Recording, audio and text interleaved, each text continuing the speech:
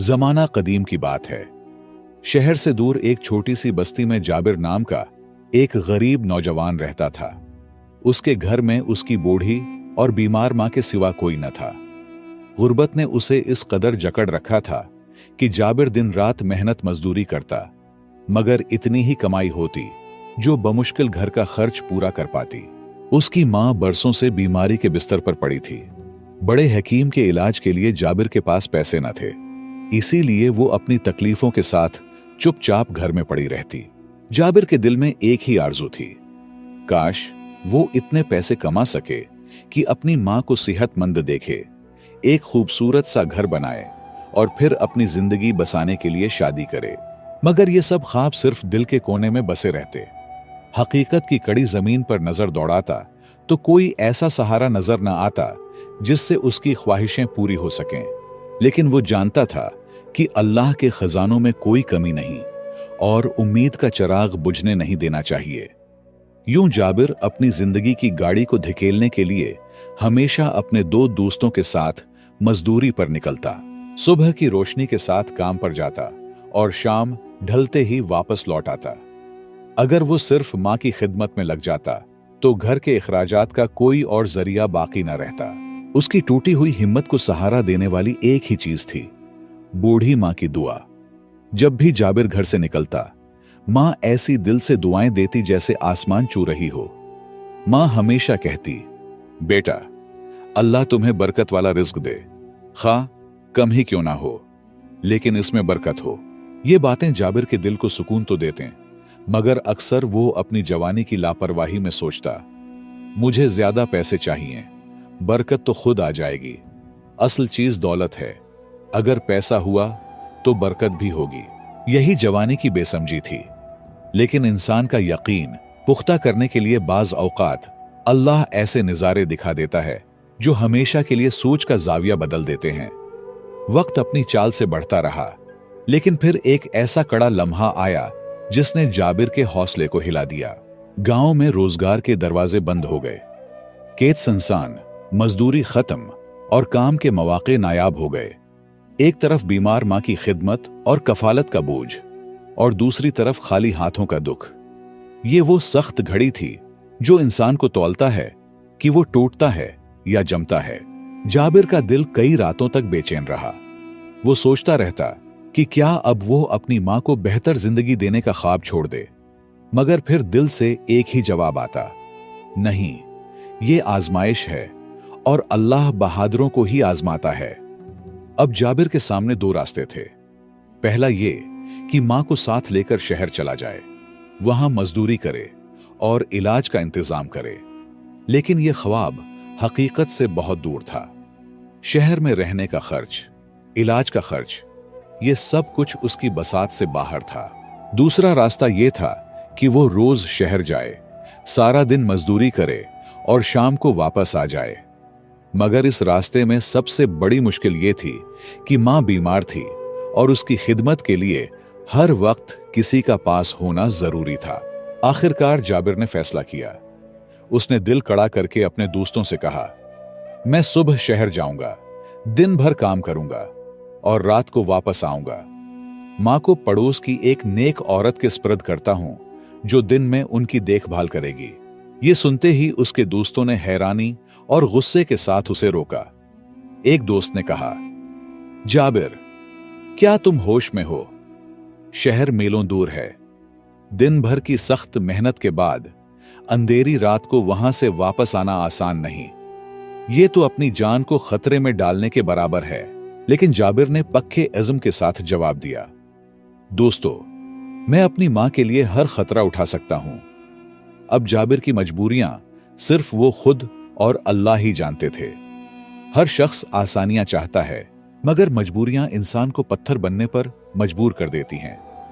जाबिर की जिंदगी हर नौजवान और हर गरीबी के मारे इंसान के लिए एक बेहतरीन हौसला अफजाई है।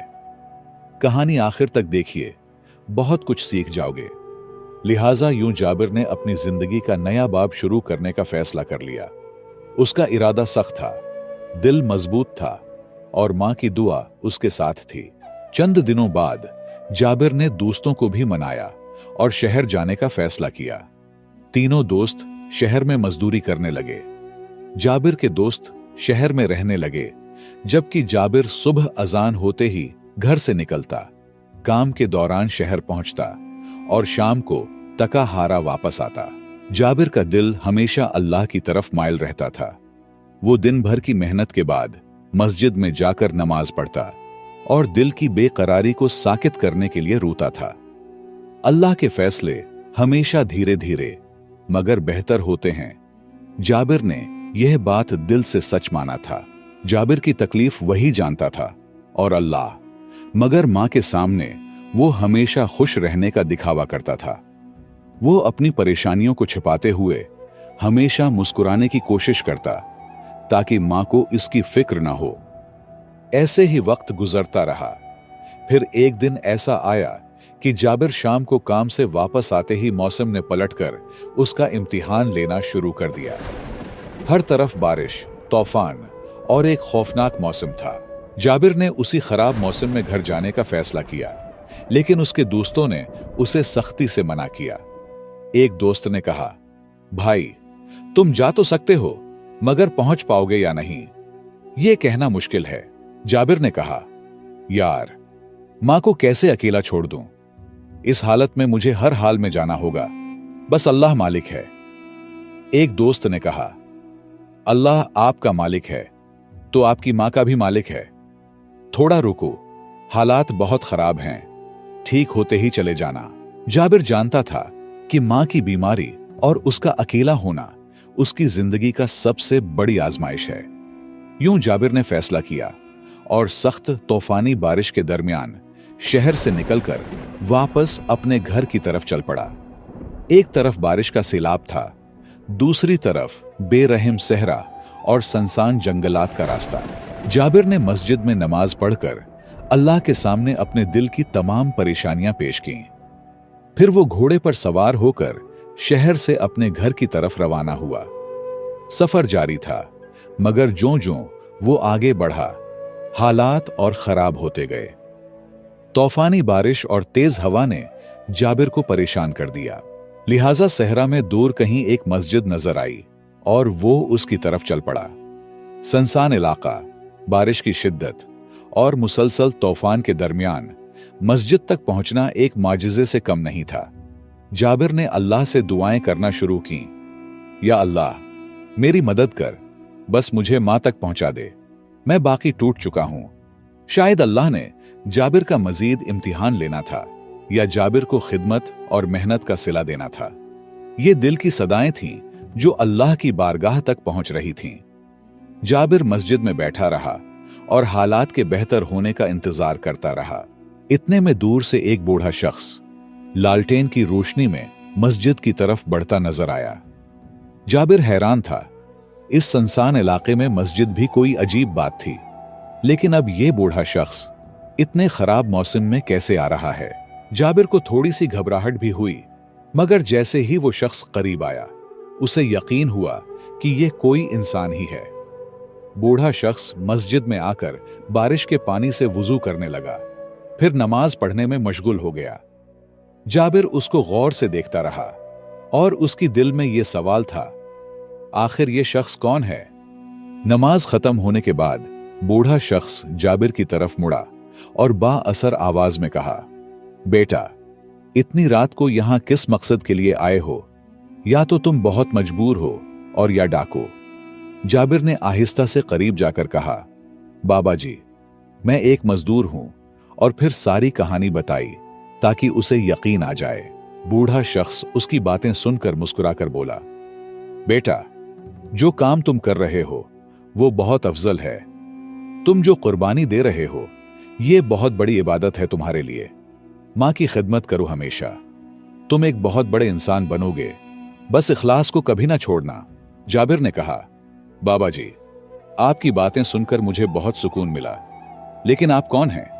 बूढ़ा शख्स बोला, बेटा, मैं दूर एक झोंपड़ी में रहता हूं, मेरा अल्लाह के सिवा कोई नहीं है और मुझे मस्जिद में ही सुकून मिलता है। मौसम की शिद्दत कुछ वक्त बाद कम हुई और हवा में सुकून आ गया। जाबिर ने उस मौके को गनीमत जाना और बूढ़े शख्स से कहा, बाबा जी, मैं अब जा रहा हूं। मेरी मां बहुत बीमार है और मुझे उसकी फिक्र हो रही है। बराही करम उसके लिए दुआ कर दीजिए। बूढ़े शख्स ने जाबिर की बातों पर तवज्जो दी और दुआ के लिए हाथ उठाकर जाबिर की मां के लिए दुआ की। फिर उसने जाबिर को एक दवाई देते हुए कहा, बेटा, ये दवाई लो। मैं हर रात तिलावत करता हूं और इस पर दम करता हूं। ये दवा दिया करो, इंशाअल्लाह इससे तुम्हारी मां ठीक हो जाएगी। फिर बूढ़े शख्स ने जाबिर को एक अशरफी देते हुए कहा, बेटा, ये अशरफी ले लो, अल्लाह इसमें बरकत डाले। ये अशरफी बहुत कीमती है, ज्यादा मजबूरी ना हो तो खर्च ना करना। ये अशरफी आपकी सारी जरूरतें पूरी करने के लिए काफी है। जाबिर दिल में बोला, एक ही तो अशरफी है, इसमें क्या बड़ी बात है। लिहाजा उसने अशरफी को अदब से ले लिया और रुखसत मांगते हुए वहां से रवाना हो गया। कुछ सफर के बाद जाबिर अपने घर पहुंचा। घर पहुंचते ही उसने अपनी मां को सर पर बूसा दिया, खाना दिया और फिर वही दवा दी जो बूढ़े शख्स ने उसे दी थी। चंद दिन बाद वो मौजज़ा दिखाई दिया जिसका जाबिर ने कभी ख्वाब में भी ना सोचा था। वो दवा जो बूढ़े शख्स ने दी थी, उसके असरात जादू की तरह जाहिर होने लगे। जाबिर की मां न सिर्फ सेहतयाब हुई बल्कि चलने फिरने के काबिल भी हो गई।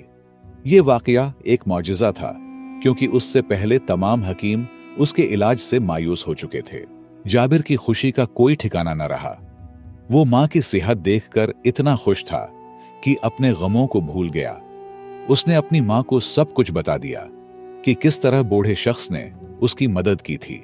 मां ने कहा, बेटा, ये अल्लाह वाले लोग होते हैं जो रातों को नमाज पढ़कर दुआ करते हैं।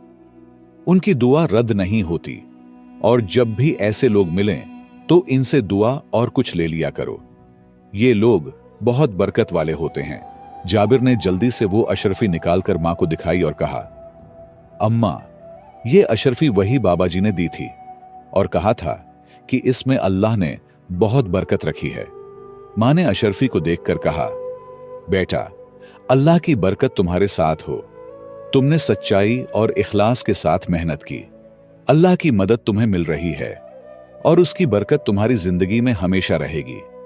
बस हराम खाने और जुल्म से बचो।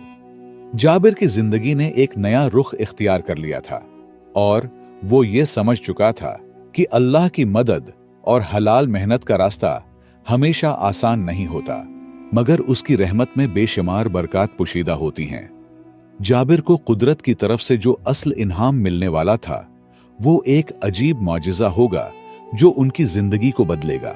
जाबिर की मां ने उसे बहुत समझाया कि यह अशरफी फजूल खर्च न करे, क्योंकि यह वाकई बरकत वाली चीज हो सकती है।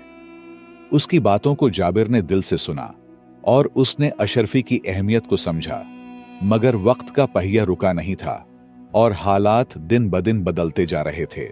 एक दिन ऐसा आया कि जाबिर के पास कोई पैसा नहीं बचा था और घर में खाने के लिए कुछ नहीं था। तब उसने उसी अशरफी से एक मछली खरीदी और घर ले आया। जब वो मछली साफ कर रहा था तो उसके अंदर से एक अजीब सा पत्थर निकल आया जो बहुत खूबसूरत और नायाब दिखाई दे रहा था। जाबिर ने फौरन मां को दिखाया। पत्थर देखकर मां ने कहा, बेटा, ये पत्थर बहुत अजीब लग रहा है। शहर में किसी अच्छे सुनार को दिखा दो, हो सकता है ये कोई कीमती चीज हो। जाबिर ने वो पत्थर संभाल कर अपनी जेब में डाल लिया और मछली पकाई। उसने ज्यादा तवज्जो न दी, बस अपने रोज के काम पर लग गया। वक्त यूं गुजरता रहा। कुछ महीनों बाद जाबिर को पैसों की शदीद जरूरत पेश आई। उसने फैसला किया कि वो अपने घोड़े को बेच देगा, मगर फिर उसे वो पत्थर याद आया। उसने सोचा, चलो इस पत्थर को शहर के सुनार को दिखाता हूं, शायद इससे कुछ रकम मिल जाए। जब जाबिर शहर पहुंचा और सुनार को वो पत्थर दिखाया तो सुनार ने हैरानी से पूछा, ये पत्थर तुम्हारे पास कहां से आया? जाबिर ने जवाब दिया, क्यों, क्या हुआ? सुनार ने जाबिर की बातों पर फौरन तवज्जो देते हुए कहा, बेटा, मैं तुमसे मोहब्बत से कह रहा हूं, ये कोई आम पत्थर नहीं है। ये समंदरी मोती है जो मछलियों और सिपियों में पाया जाता है। छुपा कर रखो, वरना कोई चोरी कर लेगा। ये बहुत कीमती चीज है और इसकी कीमत बहुत बड़ी होती है। बड़े बड़े सुनार ही उसे खरीद सकते हैं। उसे कम कीमत में न बेचना, क्योंकि ये वाकई बहुत कीमती है। ये सुनकर जाबिर का दिमाग चकरा गया। उन्हें लगा शायद ये सुनार मुझसे मजाक कर रहा है। जाबिर ने सबसे पहले दूसरे और तीसरे सनहार को वो कीमती पत्थर दिखाया, लेकिन हर एक ने उसे खरीदने से इनकार कर दिया। इस लम्हे जाबिर के दिल में यकीन और भी मजबूत हो गया कि यह पत्थर वाकई कमाल का है। उसने फैसला किया कि अब शहर के सबसे बड़े और मोतबर सुनार ताजिर को दिखाया जाए। जब जाबिर ने ताजिर के सामने पत्थर रखा, ताजिर ने फौरन दिलचस्पी जाहिर की और कहा, बेटा, मैं ये खरीदना चाहता हूं। जाबिर की खुशी का कोई ठिकाना न रहा। उसने पूछा, भाई, कितने कीमत में दोगे? जाबिर ने सोचा कि शायद 200-300 अशरफियां मुनासिब हो, मगर कीमत का तयन ताजिर के हाथ में छोड़ दिया। ताजिर ने गौर से देखा और कहा, बेटा, मैं इस मोती के लिए 10,000 अशरफियां दे सकता हूं। यह सुनकर जाबिर के होश उड़ गए। सोचे, वो दिन भर एक अशरफी के लिए मेहनत करता था और अब एक ही पत्थर से इतनी बड़ी रकम मिल रही थी। ताजिर ने मजीद बात करते हुए कहा कि कीमत बढ़ाई जा सकती है और आखिरकार दोनों की रजामंदी से कीमत 15,000 अशरफियों पर तय पा गई। जाबिर की खुशी आसमान को छू रही थी। वो फौरन उड़कर मां को यह खुशखबरी सुनाना चाहता था, मगर सब्र किया और पहले ताजिर से पैसे वसूल करके बगैर किसी मजदूरी के घर वापस लौट आया। घर पहुंचते ही जाबिर ने मां को वो रकम दिखाई। मां भी खुशी से झूम उठे। वो लम्हा वाकई हैरान कुन था। एक अशरफी के लिए दिन भर मजदूरी करने वाला जाबिर अचानक 15,000 अशरफियों का मालिक बन गया। सोच से बाहर बात थी। जाबिर ने सबसे पहले अपने कर्जदारों को पैसे वापस किए, मां के इलाज का बंदोबस्त किया और फिर शहर में अपना खूबसूरत घर खरीदा। कुछ वक्त बाद शादी भी कर ली और अपनी जिंदगी में हर तरह का सुकून हासिल किया। मां ने जाबिर को समझाया, बेटा, तुम्हें उसी बूढ़े बाबा जी के पास जाना चाहिए और उन्हें कुछ पैसे देकर उनकी दुआएं लेनी चाहिए। जो जरूरियात हो उसकी वो पूरी करो। उन्हें बताओ वो बहुत अच्छा इंसान लग रहा है और ये सब बरकत की एक अशरफी का सिला है। बरकत तो दिखाई नहीं देती, बस अल्लाह थोड़े पैसे काफी बना देता है, यही बरकत है। लिहाजा जाबिर बाबा जी के पास गया। दिल में बहुत सी खुशियां और शुक्रगुजारियां लिए। उसने सब कुछ बाबा जी को बता दिया कि कैसे उसकी जिंदगी में यह तमाम बदलाव आया था और कैसे वो 15,000 अशरफियों का मालिक बन चुका है। बाबा जी ने उसकी बातें सुनकर एक गहरी नजर से उसे देखा और फिर बहुत कीमती बातें की, जो शायद इन 15,000 अशरफियों से कहीं ज्यादा भारी थीं। बाबा जी ने कहा, बेटा, सोचो, तुम्हारे 2 दोस्त और भी हैं, वो क्यों नहीं ये पैसे पा सके? वो मछेरे जो मछलियां बेचते थे, उन्हें ये मोती क्यों नहीं मिला? ये सिर्फ तुम्हें ही क्यों मिला? ये सिर्फ एक इत्तिफाक नहीं है। तुम्हारी मां की खिदमत, तुम्हारी ईमानदारी और मेहनत का ये सिला है, जो अल्लाह ने तुम्हें किसी ना किसी रास्ते से दे दिया। फिर बाबा जी ने जाबिर को नसीहत की, ज्यादा पैसों के पीछे न भागना, क्योंकि अल्लाह जब चाहे पैसा दे सकता है और जब चाहे ले सकता है। अपनी जिंदगी में खिदमत, ईमानदारी और मेहनत को बरकरार रखना। किस्मत भी अल्लाह इन्हीं लोगों का खुलता है जिनमें मेहनत के साथ ईमानदारी और इंसानियत के लिए तड़प हो। माँ बाप की खिदमत सबसे अफजल इबादत है और यह एक ऐसी इबादत और अमल है जिसका सिला दुनिया और आखिरत दोनों में मिलता है। लिहाजा हमेशा अपने वालिदैन की खिदमत किया करो। और हां, अगर सिदका देने आए हो तो फिर इस मस्जिद को तामीर करो। 100 अशरफियां लगेगी जो आपको आखिरत में मिलेगी। ये कहते हुए बाबा जी उठे और इबादत में मशगूल हो गए। जाबिर ने जल्दी से मस्जिद की तामीर शुरू की और अपनी जिंदगी को एक नए सिरे से शुरू किया। तो दोस्तों, इस कहानी में हमारे लिए वही असबाक हैं जो बाबा जी ने जाबिर को दिए। हमेशा याद रखें, अल्लाह ताला उन्हीं लोगों के रास्ते खोलता है जिनमें मेहनत, ईमानदारी, आजिजी और सबसे बढ़कर खिदमत की सिफत हो। माँ बाप की खिदमत वाहिद ऐसी अमल है जो आपको दुनिया और आखिरत में कामयाब बना सकता है। जब आप मेहनत, ईमानदारी और इखलास से करते हैं, अल्लाह ताला वो रास्ता खोलता है जो आपके वहम और गुमान में भी नहीं होता। मुझे उम्मीद है कि आपने इस कहानी से कुछ ना कुछ जरूर सीखा होगा। मजीद सबक आमोज कहानियों के लिए हमारे पुराने किस्से चैनल को सब्सक्राइब करें और घंटी के बटन को जरूर दबाएं। अगर आप ऐसी कहानियां सुनना पसंद करते हैं जिनसे आपको कुछ सीखने को मिले, तो बराहे कर्म हमारे चैनल को विजिट करें और वीडियोस को अपने दोस्तों के साथ शेयर करें। और आपको यह वीडियो कैसी लगी, कमेंट्स में अपनी राय जरूर दें। आपके ताउन का बहुत बहुत शुक्रिया।